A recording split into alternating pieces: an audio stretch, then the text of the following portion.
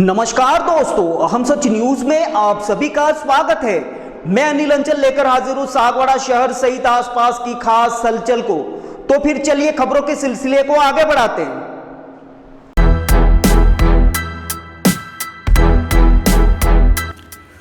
डूंगरपुर जिले के पीट कस्बे में जावेद नामक युवक द्वारा छेड़छाड़ से आहत 16 वर्षीय छात्रा द्वारा आत्महत्या किए जाने से सर्व समाज के लोगों में जबरदस्त रोष और आक्रोश है।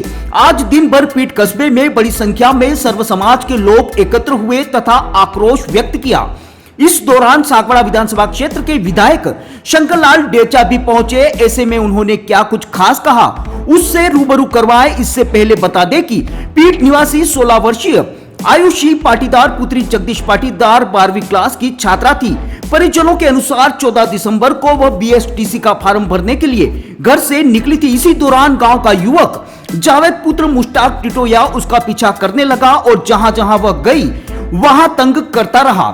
इससे परेशान होकर आयुषी उसी दिन अपनी मां के साथ दंबोला थाने पहुंची और युवक के खिलाफ रिपोर्ट दी, लेकिन पुलिस की ओर से कोई ठोस कार्रवाई नहीं की गई और छेड़छाड़ से तंग आकर आखिरकार आयुषी ने जहर खाकर आत्महत्या कर ली। ब्यूरो रिपोर्ट अनिल अंचल, अहम सच न्यूज सागवाड़ा। जो हमारी वागड़ की बहन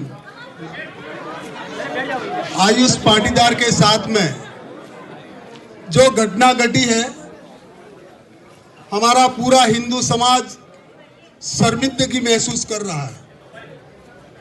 ये घटना बहुत बड़ी घटना है हमारे क्षेत्र के लिए। यहां पर पुलिस प्रशासन मुस्तैदी के साथ में यहां खड़ा है, लेकिन मैं पुलिस प्रशासन से भी यह कहना चाहूंगा कि जब इस बेटी पर जो आफत आई थी और वो जब रिपोर्ट करने के लिए गई थी, उस रिपोर्ट के ऊपर कार्रवाई क्यों नहीं हुई? अगर वो रिपोर्ट पे कार्रवाई होती तो आज इतनी बड़ी घटना नहीं होती। मैं पुलिस प्रशासन के मुखिया और कलेक्टर साहब से कहना चाहूंगा, हमारे बीच में आए, यहां पर जो जनता बैठी हुई है उसके बीच में आकर के जो घटना की जानकारी है वो दे और वो क्या कार्रवाई करना चाहते हैं वो भी बताए। दूसरी बात, ये बहुत लंबे समय से ये कार्यक्रम चल रहा था, इस बच्ची के साथ में दबाव बनाया जा रहा था और उस बच्ची ने हो करके थाने में रिपोर्ट दी। थाने में जाके उस बच्ची के साथ में मारा पीटी की और वो रिपोर्ट जो थी थाने में दर्ज नहीं हुई। इसलिए यहां पर बहुत बड़ी समाज खड़ी हुई है। इस फैसले के इंतजार के लिए खड़ी है। तो मैं कलेक्टर साहब और एसपी साहब से कहना चाहूंगा, मौके पर आकर के ये जो जन समूह है उसके बीच में आकर के अपनी बात रखे। और मैं आज इस जन समूह के साथ में हूं, उस बेटी के साथ में हूं।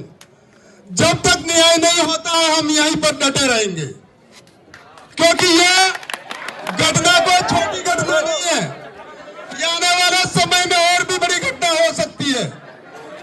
इसलिए मेरा प्रशासन से आह्वान है, निवेदन है। बहुत बहुत धन्यवाद।